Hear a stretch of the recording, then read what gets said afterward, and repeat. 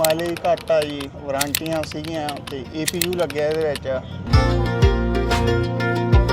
ਸਤਿ ਸ਼੍ਰੀ ਅਕਾਲ ਜੀ। ਸਤਿ ਸ਼੍ਰੀ ਅਕਾਲ ਜੀ। ਕਮਲ ਜੀ ਕਿੱਦਾਂ, ਠੀਕ ਹੋ? ਹਾਂਜੀ ਵਧੀਆ ਜੀ।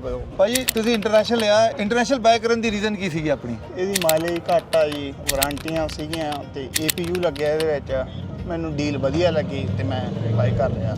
ਭਾਜੀ ਇਹਦੇ ਨਾਲ ਇਹਦੇ ਆਵਰ ਵੀ ਬਹੁਤ ਘੱਟ ਨੇ ਕਿਉਂਕਿ ਹਾਂਜੀ, ਫੈਕਟਰੀ ਦਾ AP ਲੱਗਾ ਹਾਂਜੀ ਤੇ ਨਾਲ ਭਾਈ ਟੋਇੰਗ ਵੀ ਲੱਗੀ ਇਹਦੀ। ਹਾਂਜੀ ਉਹ ਤੋਂ $1100 ਦੀ ਟੋਇੰਗ ਵੀ ਕਵਰ ਆ। ਠੀਕ ਹੈ ਜੀ। ਬਾਈ ਉਹਨਾਂ ਨਾਲ ਫੋਨ ਤੇ ਹੋਈ ਆ ਤੇ ਸਾਰਾ ਕੁਝ ਬਹੁਤ ਵਧੀਆ ਸੀਗਾ, ਪ੍ਰੋਪਰ ਗਾਈਡੈਂਸ ਕੀਤੀ ਗਈ ਆ ਸਾਨੂੰ, ਕੋਈ ਇਹੋ ਜਿਹੀ ਗੱਲ ਨਹੀਂ ਹੈਗੀ। Very nice. ਮੈਂ ਆਪਦੇ ਸਾਰੇ ਸੁਣਨ ਵਾਲਿਆਂ ਇਹੀ ਕਹਿਣਾ ਚਾਹੂੰਗਾ, USA ਟਰੱਕ ਸੇਲ ਬੇਕਰਫੀਲਡ ਆਓ ਤੇ ਆਪਦਾ ਟਰੱਕ ਲੈ ਕੇ ਜਾਓ। ਭਾਜੀ ਵਾਸ਼ਿੰਗਟਨ ਤੋਂ ਆਏ ਨੇ ਜੀ ਤੇ ਸਭ ਤੋਂ ਵੱਡੀ ਗੱਲ ਹੈ ਕਿ ਇਹਨਾਂ ਨੇ 골ਡ ਪੈਕੇਜ ਲਿਆ, ਜਿਹਦੇ ਚ ਜਿਹੜੀ 골ਡ ਪੈਕੇਜ ਦੇ ਸਾਰੀ ਬੈਨੀਫਿਟ ਨੇ ਭਾਜੀ ਲੈ ਰਹੇ ਨੇ। ਸਭ ਦੇਖਣ ਵਾਲਿਆਂ ਨੂੰ, ਸੁਣਾਉਣ ਵਾਲਿਆਂ ਨੂੰ ਬਹੁਤ ਬਹੁਤ ਥੈਂਕ ਯੂ। ਸਤਿ ਸ਼੍ਰੀ ਅਕਾਲ, ਸਤਿ ਸ਼੍ਰੀ ਅਕਾਲ, ਨਮਸਕਾਰ, ਅਸਲਾਮ ਵਾਲੇਕੁਮ।